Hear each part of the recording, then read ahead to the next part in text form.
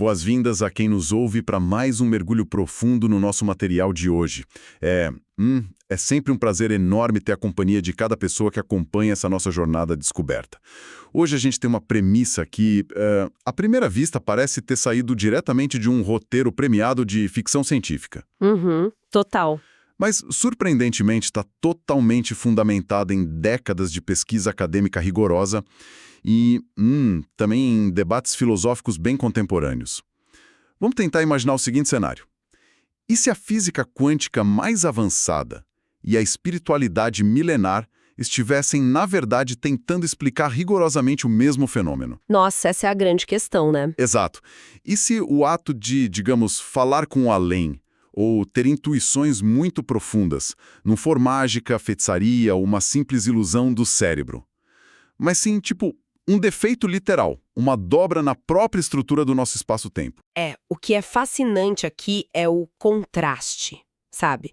O contraste é a complementariedade absurda dos textos que a gente vai analisar nesse mergulho de hoje. Com certeza. Temos em mãos duas perspectivas que normalmente não sentariam à mesma mesa de jeito nenhum. De um lado, temos a visão fria, calculista e rigorosamente científica de pesquisadores de muito peso. Estamos falando do Dr. Lian Weijie e do professor Li Ziqian. Que não é pouca coisa, né? De jeito nenhum. Ele é ex-reitor da prestigiada Universidade Nacional de Taiwan. Eles detalham anos a fio de experimentos em laboratórios sobre os chamados campos de torção.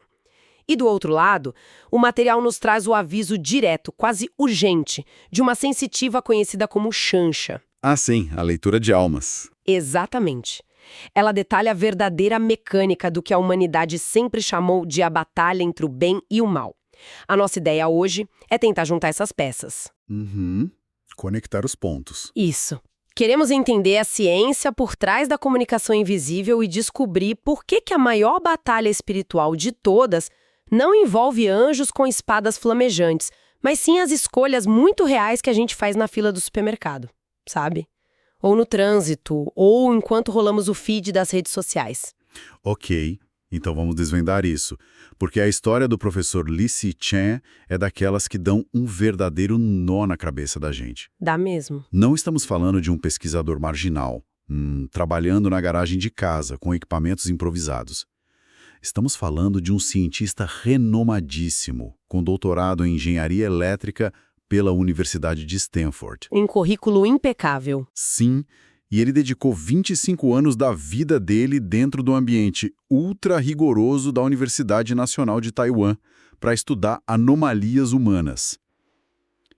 O experimento mais famoso liderado por ele envolveu crianças e jovens que conseguiam basicamente ler utilizando apenas os dedos. Pois é, ler com os dedos. E a dinâmica dos testes, segundo as fontes, era de um controle absoluto, quase obsessivo. Exato. Os pesquisadores escreviam uma palavra qualquer em um pedaço de papel, dobravam várias vezes para ninguém conseguir ver nada e colocavam dentro de uma caixa escura, ou então num saco de tecido preto totalmente selado. Para isolar completamente a visão. Isso. Aí a pessoa testada, que já estava totalmente vendada, colocava a mão lá dentro e, em poucos minutos, ela conseguia descrever com uma precisão assustadora qual era a palavra escrita no papel. E o mais louco dessa história toda é que isso por si só já desafiava toda a nossa compreensão biológica sobre percepção e visão, né? A comunidade científica já estaria em polvorosa apenas com esse resultado da leitura tátil. Sem dúvida. Já seriam achado e tanto. Mas os relatórios da pesquisa mostram que o experimento deu uma guinada que chocou a equipe inteira. Foi quando eles esbarraram no que passaram a chamar de anomalia religiosa. Nossa, essa parte é impressionante. Muito. Os registros apontam que, quando palavras comuns eram escritas, coisas bem cotidianas, tipo casa, carro ou flor, as pessoas liam a palavra normalmente. Elas relatavam visualizar as letras se formando na tela da mente delas. Como se estivessem lendo com os olhos mesmo, só que mentalmente. Exato. Mas quando os pesquisadores escreviam a palavra Buda de forma totalmente aleatória e sem que a pessoa testada soubesse o que estava acontecendo, a reação mudava de forma drástica. Dava um curto-circuito no processo. Literalmente. A pessoa vendada não via mais a tinta no papel ou os traços da palavra. Em vez disso, ela relatava ver um clarão de luz fortíssimo e a figura de um homem brilhante e sorridente.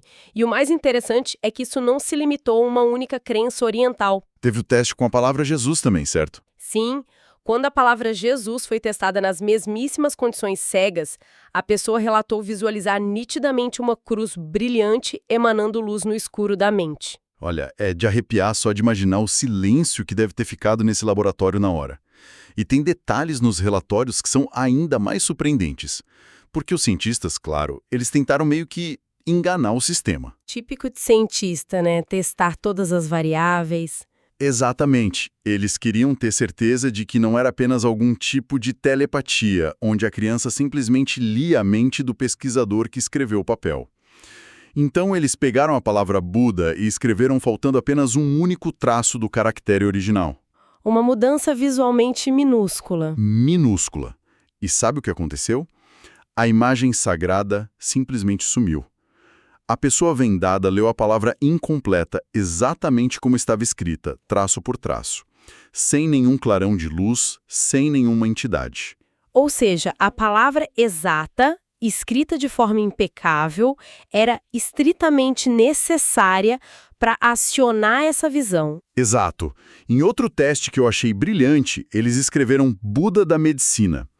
A pessoa testada não apenas viu um clarão de luz, mas ela relatou sentir um cheiro nítido e super intenso de ervas medicinais, como se tivesse entrado repentinamente em uma farmácia tradicional asiática. E se a gente conectar isso ao quadro geral da física da informação que as fontes trazem, a gente começa a entender a magnitude da hipótese do professor Lee. O que esses dados de laboratório indicam é que certas palavras, nomes ou símbolos milenares não são apenas convenções linguísticas, não são só tinta no papel. Eles são algo mais ativo, né? Muito mais ativos. Eles operam como verdadeiras chaves ou senhas de acesso para uma rede de informações totalmente diferente e estruturada. Quando a palavra é escrita com a caligrafia correta, ela ressoa com uma frequência geométrica e vibracional específica. Como se abrisse uma porta. Perfeito. Abre uma espécie de conexão direta com um banco de dados ou um campo de informações que existe muito além da nossa percepção visual comum de 3 dimensões. E como você bem lembrou, se a senha estiver errada, se faltar um único traço da caligrafia, o cadeado não abre. A ressonância falha e o papel volta a ser só um pedaço de papel. O que nos empurra direto para a grande pergunta que qualquer um faria. Como isso é fisicamente possível? Essa é a parte que dá um nó na mente. Porque, para quem não passa os dias calculando física quântica, a ideia de campos de informações flutuantes soa como pura magia de um livro de fantasia. E é aqui que o Dr. Liang Weiji introduz um conceito que parece ser a peça que faltava para unir essa ciência dura com o misticismo. A teoria do campo de torção. Isso, o torsion field. Mas eu preciso confessar que a primeira vez que me deparei com esse termo nas fontes, pareceu algo saído de um manual de engenharia alienígena. Como a gente pode traduzir esse campo de torção para algo palpável, que dê para visualizar de forma clara na cabeça? A melhor forma de visualizar isso, usando a analogia que o próprio Dr. Liang sugere, é pensar em uma mola geométrica. Vamos imaginar uma superfície plana e perfeitamente lisa, tipo o chão de uma quadra de esportes. Ok, uma quadra lisa. Se alguém caminhar formando um círculo perfeito nesse chão, ao completar a volta, vai chegar exatamente ao ponto de onde partiu, na mesma altura e posição. Isso representa o nosso espaço-tempo normal, estável, nessas 3 dimensões que a gente conhece. Faz sentido. Você anda em círculo, volta para o mesmo lugar. Exato. Mas e se esse espaço-tempo tiver um defeito? Um vinco estrutural, uma falha minúscula na malha invisível dele? Nesse cenário, ao completar o círculo, a pessoa não volta ao ponto exato de partida. É como caminhar em uma escada em caracol. Ah, entendi. Você dá uma volta completa, mas agora está um degrau acima ou abaixo. Exatamente. Forma-se uma espiral, que é uma torção no próprio tecido da realidade. Esse defeito contínuo cria uma espécie de túnel invisível. Mas espera, deixa eu ver se eu peguei a ideia. Uma mola? Como assim uma mola no meio do nada? Esse túnel em formato de escada em caracol atuaria como um canal físico entre o quê e o quê? É aí que a física teórica entra de cabeça em territórios que antes eram exclusivos da espiritualidade e da filosofia. O modelo matemático discutido por esses pesquisadores sugere que vivemos em um universo composto não por 4, mas por 8 dimensões. 8 dimensões? Sim, 4 delas compõem o nosso mundo físico perceptível: altura, largura, profundidade e o tempo. As outras 4 formam um mundo complexo, que na matemática costuma ser chamado de espaço imaginário. Que é o que as tradições milenares sempre chamaram de mundo espiritual ou mundo etéreo. Exatamente. E é aqui que chegamos no ponto central. É por meio da teoria do campo de torção, do professor Lee Sei-Chin, que conseguimos explicar a comunicação espiritual, ou a mediunidade. O campo de torção, essa espiral contínua, seria literalmente a ponte de energia. O canal de comunicação que conecta as duas metades. Isso mesmo. Ele conecta o nosso mundo de 4 dimensões com esse mundo imaginário ou espiritual de 4 dimensões. Então, pessoas com uma sensibilidade extrema, o que diversas culturas chamam de ter o terceiro olho ativado, ou até indivíduos em estados profundos de meditação, possuem a capacidade inata de sintonizar nessas frequências. E acessar as informações que vazam por essas portas dimensionais espiraladas. Cara, isso faz um sentido absurdo quando a gente cruza com a forma como a experiência de ver além é descrita ao longo da história. Fica tudo muito conectado, né? Fica.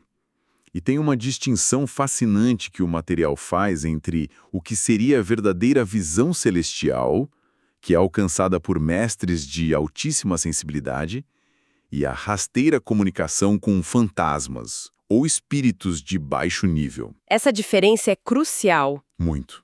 A visão celestial é descrita nas fontes como sendo algo holográfico e onisciente.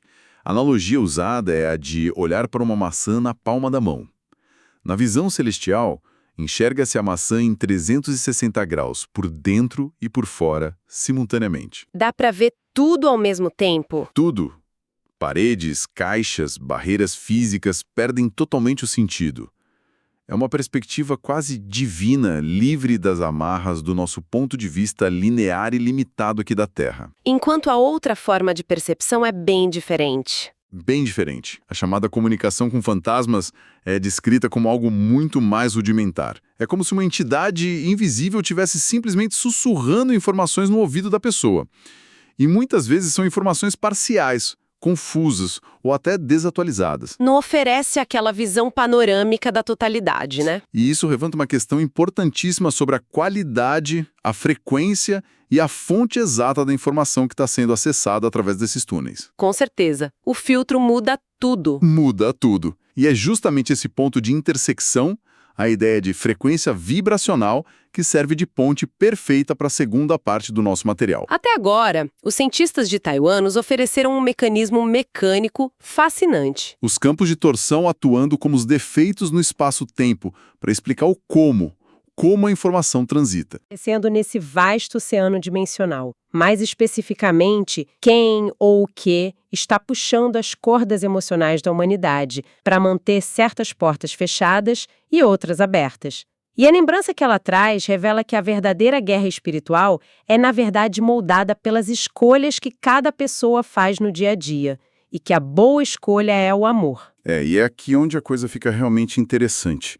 E, para ser bem sincero, um pouco desconfortável também. É um soco no estômago, né? É sim, porque a visão que a sensitiva traz sobre a dinâmica do nosso mundo material atual é muito crua e vai direto na ferida da sociedade. Ela argumenta que o que nós costumamos chamar de forças do mal ou energias de baixíssima vibração basicamente operam como os diretores executivos do sistema do mundo moderno. Os grandes chefões invisíveis. Isso.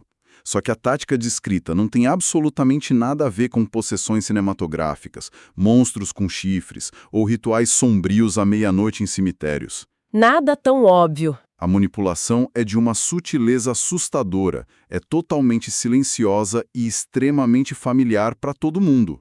O controle dimensional é exercido através do cultivo ininterrupto do desejo humano. O desejo insaciável. É a ambição desenfreada, o ego inflado e aquele ciclo exaustivo e interminável de sempre precisar de mais, melhor e diferente, só para tentar preencher um vazio que nunca se fecha. O que a Shanshan descreve é uma visão de um mundo onde a própria estrutura do hiperconsumismo e da insatisfação crônica funciona como a verdadeira armadilha espiritual.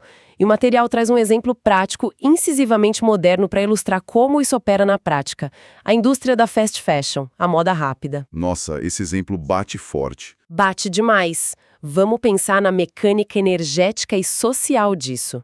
Pensa no desejo fabricado e constante de comprar roupas cada vez mais baratas. Usar 2 ou 3 vezes só para tirar uma foto legal e postar, e depois descartar sem nenhum peso na consciência, só para comprar a próxima tendência da semana que vem. É um ciclo viciante. E essa engrenagem não apenas destrói fisicamente o meio ambiente com poluição e montanhas de lixo têxtil em países distantes, mas alimenta um sistema muito profundo de exploração de mão de obra vulnerável. Sem contar o impacto interno em quem consome. Com certeza, gera um vazio interior abismal. A análise da Sensitiva sugere que esse ciclo de desejo insaciável, de apatia e egoísmo estrutural é, na prática, a manifestação mais pura do que chamamos de mal. A escuridão não é um monstro assustador escondido no armário. É a nossa rotina, já. O verdadeiro campo de batalha nunca foi um reino etéreo nas nuvens onde entidades lutam com raios de luz. A grande guerra espiritual é, na verdade, uma guerra travada milissegundo a milissegundo no campo da nossa própria consciência diária. Todo santo dia, em cada escolha. Os registros apontam que os verdadeiros generais inimigos não são demônios com nomes difíceis e antigos. São os chamados 5 venenos da mente. A ganância, a raiva, a ignorância, a arrogância e a dúvida. Ferramentas muito eficientes. Extremamente. Toda vez que uma atitude é tomada baseada em um desses venenos, a gente perde um pedacinho. Por exemplo, humilhar alguém no trânsito por pura arrogância, ou espalhar desinformação por ignorância ou preguiça de checar. Toda vez que isso acontece, uma batalha dessa guerra invisível é perdida. Exato. E a nossa frequência cai de forma vertiginosa, nos prendendo nessa materialidade mais densa. Por outro lado, toda vez que se escolhe a consciência, a paciência e a empatia, ocorre uma vitória. Silenciosa, mas colossal, que eleva a vibração do indivíduo lá no alto. E o que agrava muito toda essa dinâmica é a facilidade com que o ser humano cai nas armadilhas de manipulação dessa guerra. Quase sempre acreditando piamente que está lutando do lado certo, né? Do lado da luz. Isso é muito comum. A armadilha do ego espiritual. E o material ilustra essa ironia com um caso social e midiático muito instigante em Taiwan. A turnê de shows da famosíssima cantora pop Jolin Tsai. Ah, sim. O show que deu o que falar. Deu muito. Os relatos descrevem que o tema estético da turnê dela girava propositalmente em torno dos 7 pecados capitais. O espetáculo visual era extremamente provocativo, cheio de iconografia forte, tinha imagens de cobras, chifres, touros. Um prato cheio para polêmica. Como era de se esperar, essa estética rapidamente desencadeou interpretações viscerais por parte do público e da mídia. Isso mostra bem a dinâmica de como o mal, ou a baixa frequência, se alimenta da nossa reação a ele. Sim, o relato foca demais na reação social a esse evento.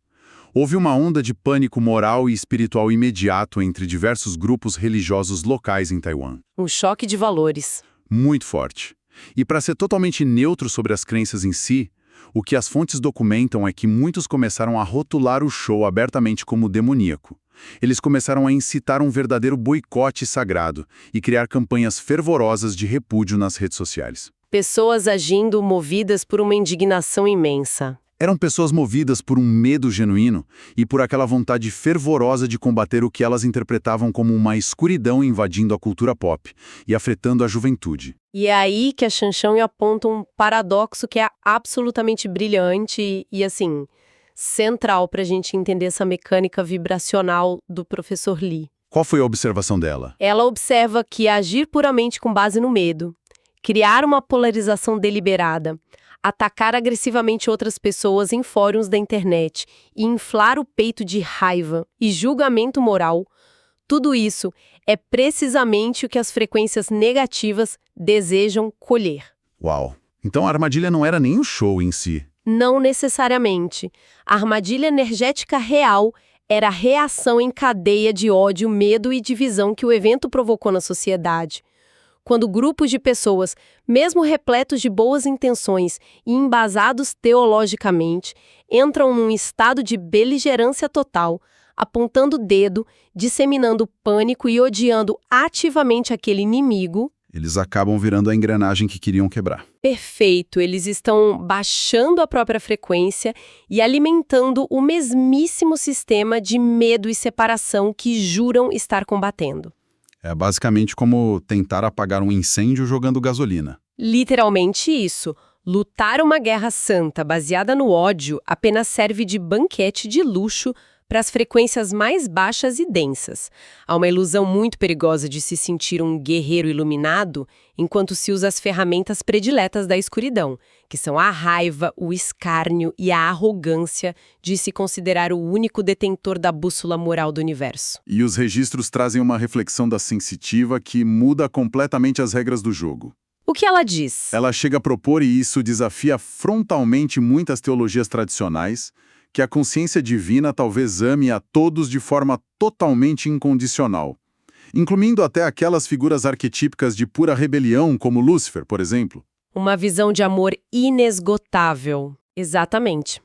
Ela sugere que essa força primordial e criadora esteja simplesmente operando em um estado de espera infinita e paciente, apenas aguardando o amadurecimento e o despertar da consciência de absolutamente todos os seres sem qualquer exceção.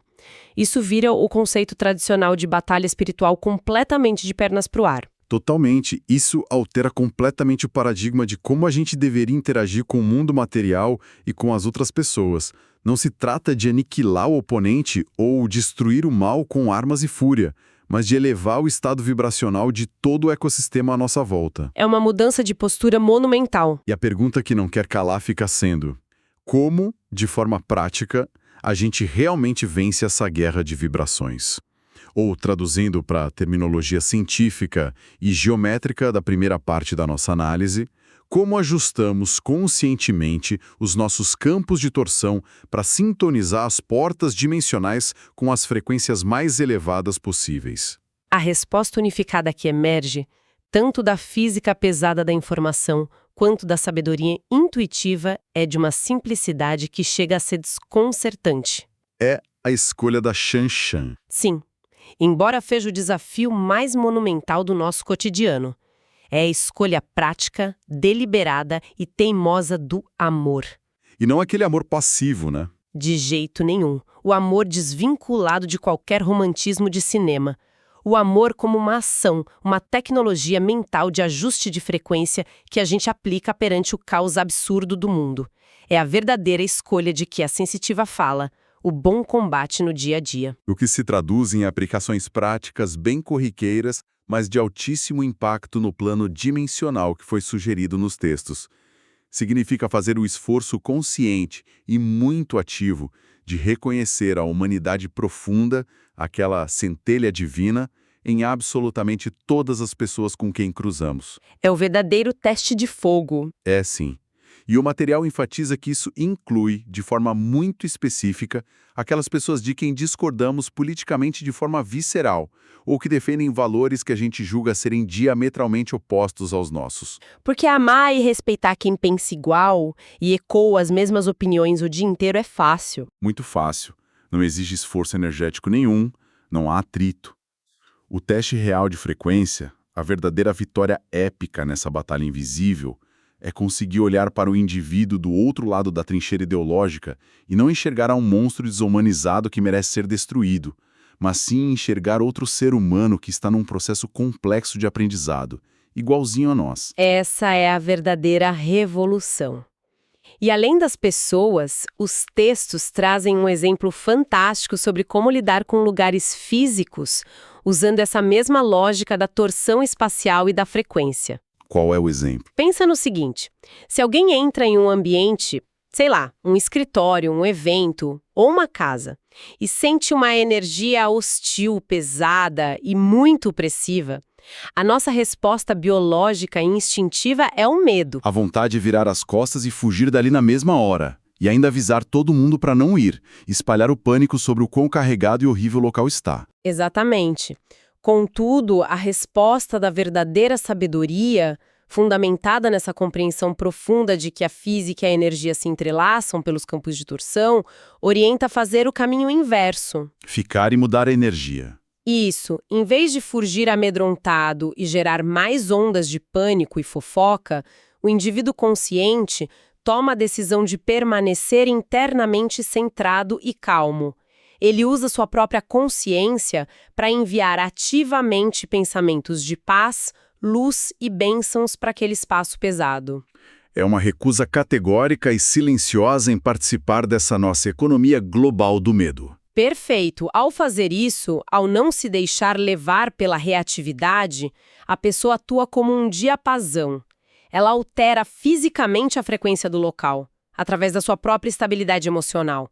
E é exatamente nesse ponto que todas as disciplinas que a gente explorou hoje convergem de forma magistral. Como se as duas pontas do quebra-cabeça finalmente se encaixassem perfeitamente.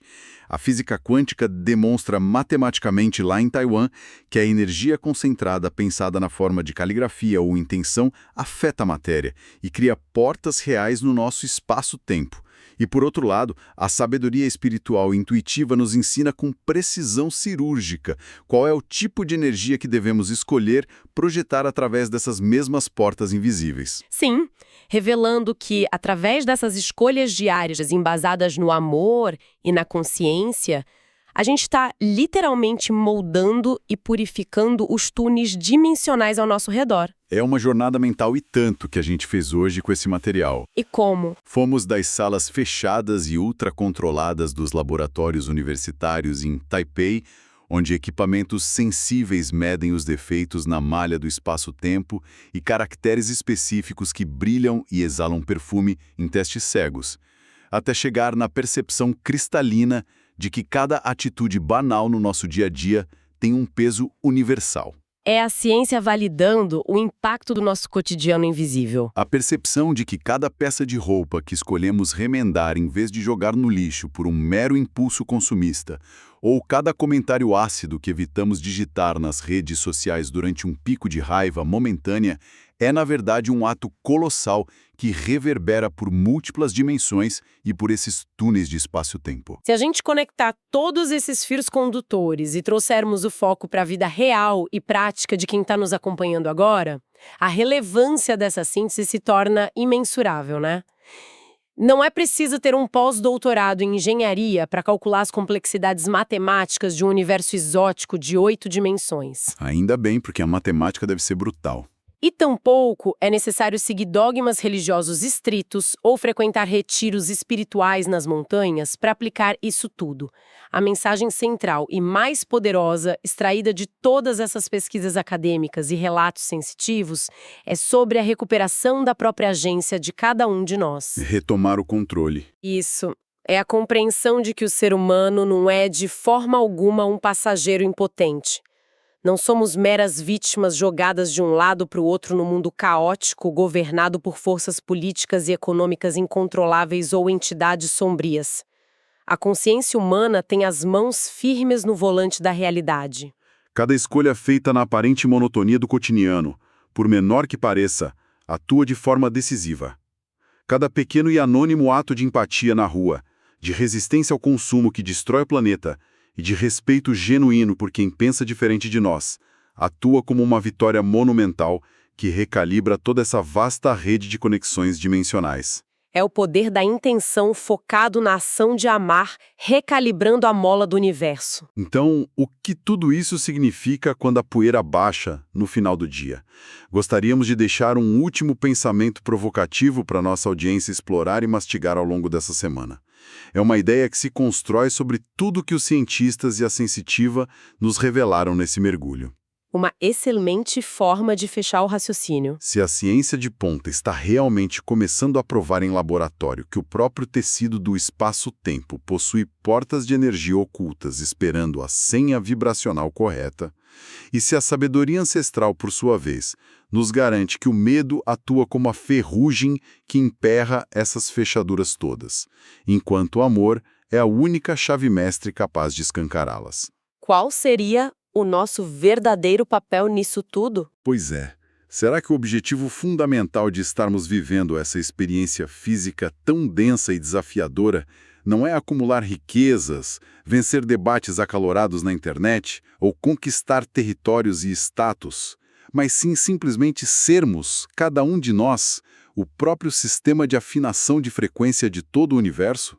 Talvez estejamos aqui apenas para aprender, na base da prática e do tropeço diário, a sintonizar a gigantesca rádio cósmica na estação correta. Sem dúvida nenhuma. Essa é uma ideia fantástica que vale muito a pena a gente investigar e observar profundamente nas nossas próprias vidas.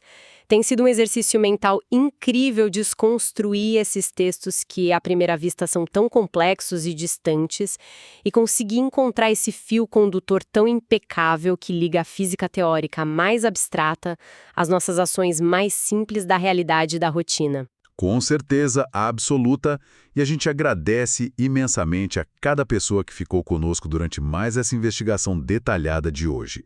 Um grande abraço para quem nos ouve, continuem sempre questionando o que parece óbvio à primeira vista. Mantenham a curiosidade sempre acesa e até o nosso próximo encontro.